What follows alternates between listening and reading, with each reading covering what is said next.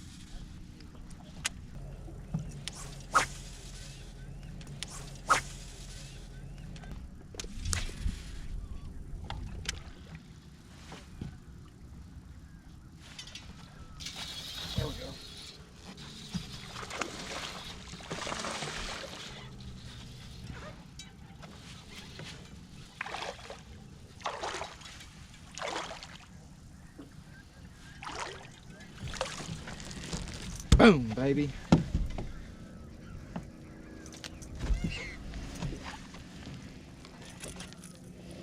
There we go. Let's go.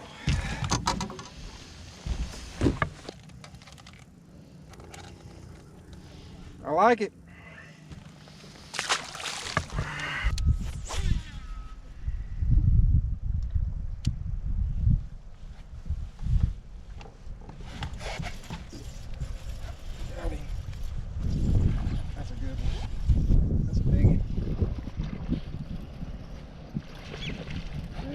Good.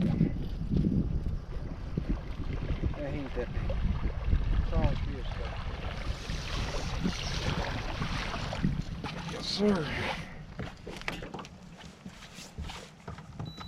Okay. He ain't near as big as I thought he was, but that's a solid little fish right there. Up there, shallow, feeding on them shad. Moved up here quite a bit shallower. Had a pretty warm day today. Temps got up in the high 60s. See if some of these fish pulled up shallower.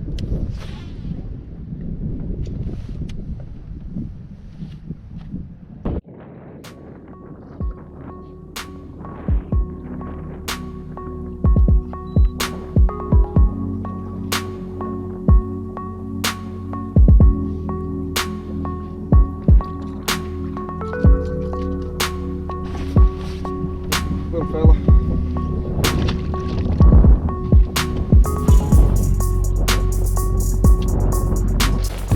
Got about an hour. Make something happen. It gets dark. See what these fish are doing. This wind is coming in this way right here. And they're just sitting right here on the edge of this little flat.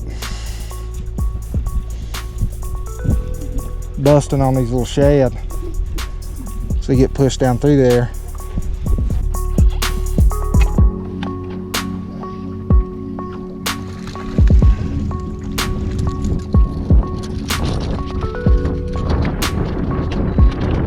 Let's go. They ain't big, but we'll take it.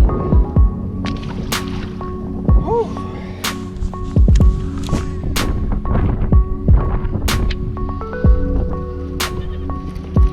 Got it.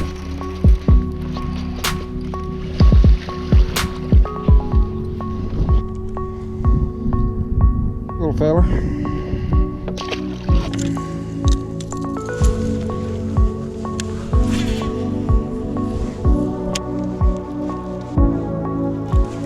Got him.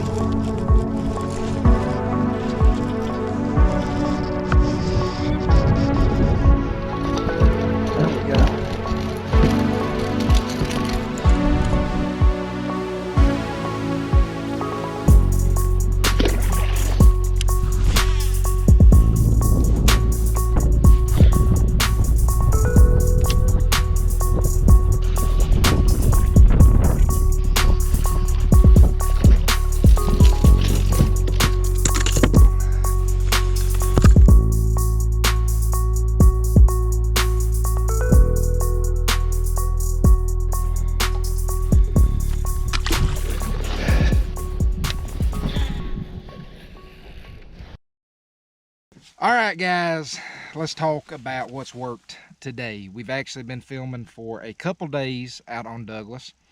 Took us a little bit to figure it out, honestly. Had a little period there for a couple weeks that we got some unseasonably warm temps.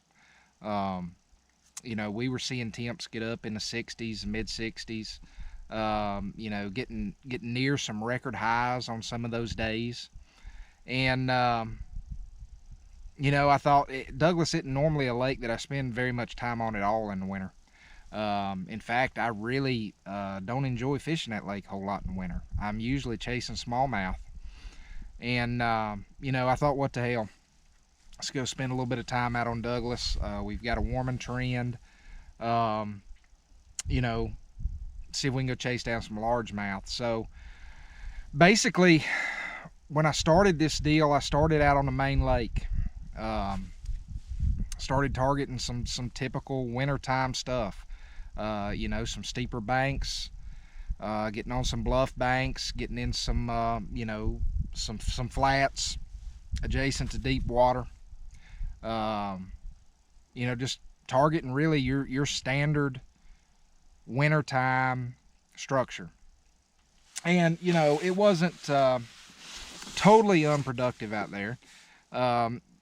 Basically, what I was catching out there was some smallmouth. Not a lot of smallmouth and really no size to them. But we were grinding out a few smallmouth, the occasional largemouth, out on the main lake. And I stuck with that deal way longer than I should have. I was pretty hard-headed about that. It's been one of those winters where the fish, you know, there's really no way to sugarcoat it. They're not where they're supposed to be. And, you know, if you stay hard-headed and you fish the way that you typically would fish this time of year, you're going to get the results that I have typically been getting. And that's, you know, frankly, dog shit. Just been pretty rough. You're going to have to adapt. Now, you know, we've got some colder weather that's moved in now. We're actually filming the exit here later. Today I'm actually out here on Norris poking around.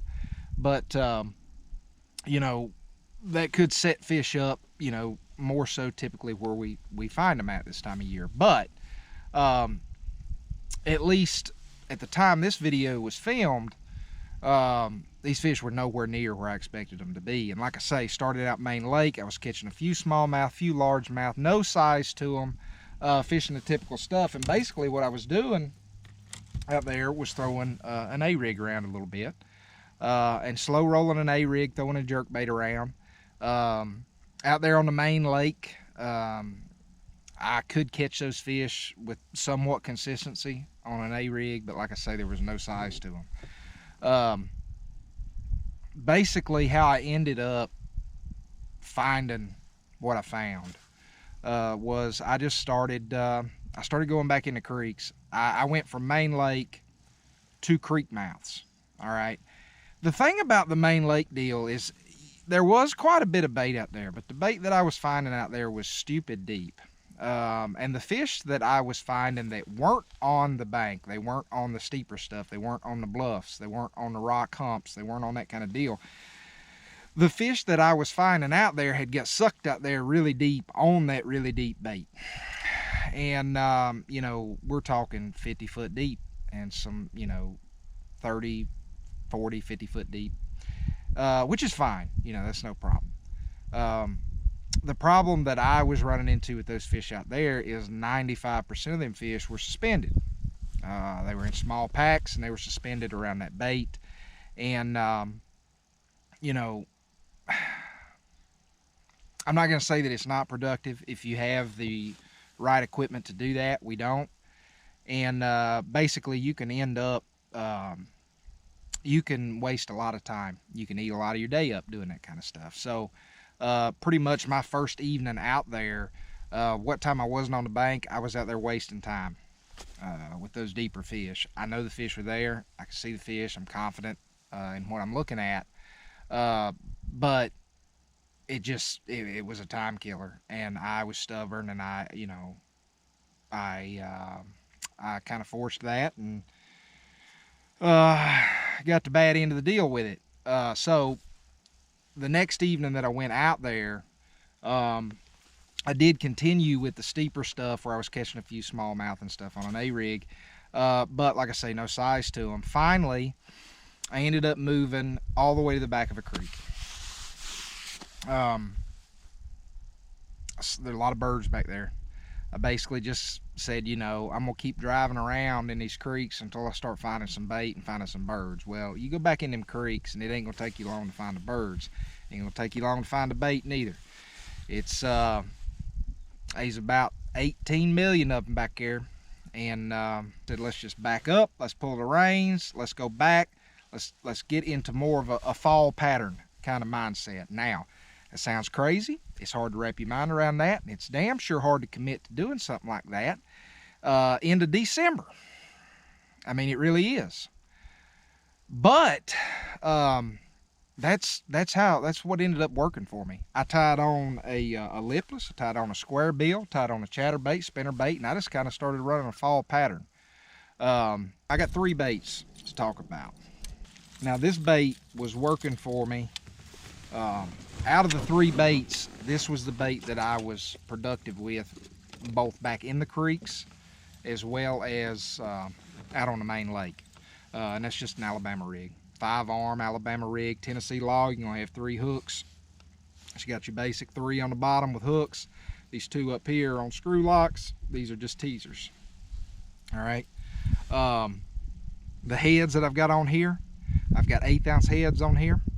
Nothing special about the heads. They're just a generic 30-degree line tie heads. These are actually some that I have poured up. I've got a mold at home, a Ducket mold.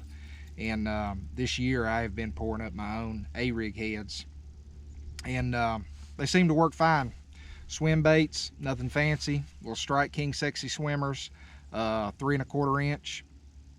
Just get a shad pattern, get you some owner screw locks, get you some small swim bait heads of your choosing, and go slinging around.